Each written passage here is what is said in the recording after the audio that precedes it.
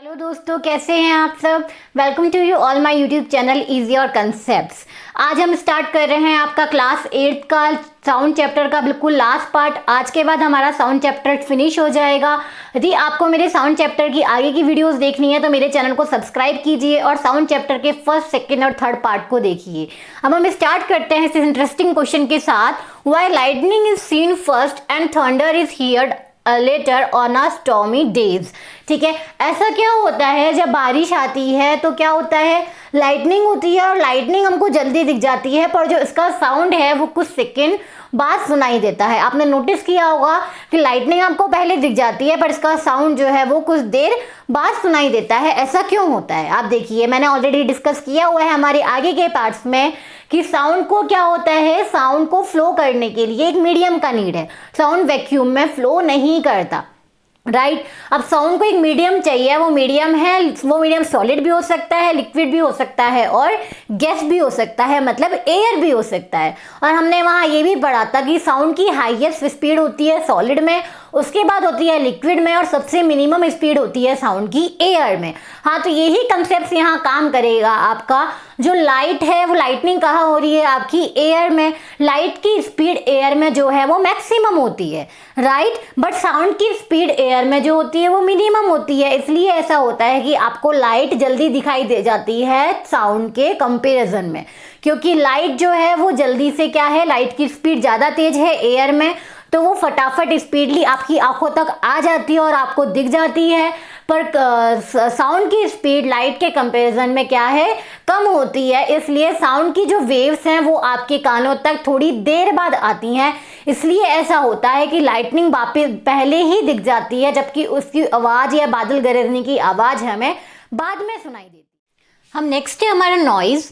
It is defined as the sound that is unpleasant and have an irritating effects. Yes, तो sound देखो, sound क्या होता है, sound यदि धीरे धीरे बज रहा है, मतलब एक तरह से जो सॉन्ग है वो भी क्या है, सॉन्ग में क्या आ रहा है, साउंड आ रहा है, लेकिन वो क्या है, एक प्लीजेंट साउंड है जिससे हमें अच्छा लगता है। लेकिन जिसे हम बोलते हैं शोर, राइट, जिसे हम बोलते हैं शोर, वो क्या है, हमें इरिटेट करता है और वो एक अनप्लीजेंट साउंड है, वो है हमारा नॉइस। तो जो एक प्लीजेंट साउंड है वो है हमारा म्यूजिक, और जो साउंड हमें इरिटेट करता है उसे कहते हैं हम नॉइस। अब सेकेंड है नॉइस पोल्यूशन। पोल्यूशन से हम क्या समझ सकते हैं बेटा, हमारे एटमॉस्फेयर में जो भी चीज़, चाहे वो जो एटमॉस्फेयर को क्या है, नुकसान कर रही है, एटमॉस्फेयर को बहुत सारे साइड इफेक्ट है उससे, उसे कहते हैं हम पोल्यूशन। तो नॉइस पोल्यूशन क्या है, वो नॉइज जिससे एटमॉस्फेयर पे बहुत साइड इफेक्ट पड़ता है, वो होता है noise pollution. So it is defined as the contamination of air with unpleasant and irritable effect। जब एयर में बहुत सारे इफेक्ट ऑफ साउंड, ठीक है, इफेक्ट ऑफ साउंड, तब एयर में क्या है, बहुत ज्यादा अनप्लीजेंट और इरिटेबल, जिसको हम जो हम इरिटेट करता है वो साउंड, तो वो वाला साउंड है एयर में बहुत ज्यादा क्वांटिटी में, तो उसे कहते हैं हम नॉइज पोल्यूशन। नॉइज पोल्यूशन के बहुत सारे साइड इफेक्ट होते हैं। फर्स्ट है मोर हेल्थ प्रॉब्लम्स। इससे क्या है, बहुत ज़्यादा और हेल्थ प्रॉब्लम हो सकती हैं। एक साउंड को, जो कि एक नॉइज है, जो एक बहुत तेज साउंड है, इसको सुन सुन के क्या है, इरिटेशन हो जाती है माइंड में, जिससे डिप्रेशन की प्रॉब्लम हो सकती है, ज़्यादा चिड़चिड़ा हो सकता है, इसको बहुत ज़्यादा गुस्सा आने लग जाता है। नेक्स्ट है impairment of hearing. Impairment of hearing भी देखो 2 टाइप्स का होता है। फर्स्ट है टोटल हियरिंग एंड सेकेंड है पार्टिकल इम्पेयरमेंट्स। अब टोटल हियरिंग में आता है हमारा impairment is very rare, it is usually from the time of birth. ये क्या है, कई बार होता है कि बच्चे को बचपन से ही प्रॉब्लम होती है कि उसे कम सुनाई देता है या फिर सुनाई नहीं देता, तो ये आता है हमारा टोटल हियरिंग में। एंड नेक्स्ट है हमारा पार्टिकल इम्पेयरमेंट ऑफ हियरिंग। इसमें आता है अकर ड्यू टू डिजीज, किसी डिजीज की वजह से ऐसा हुआ जो उसकी सुनने की कैपेसिटी कम हो गई या खत्म हो गई। अदरवाइज इंजरी, कुछ ऐसा हुआ इसके कान में कहीं लग गई इस इंजरी की वजह से, या फिर इसके ब्रेन में कहीं लग गई, उस इंजरी की वजह से इसको कम सुनने लग गया, फिर इसको सुनाई देना कम हो गया।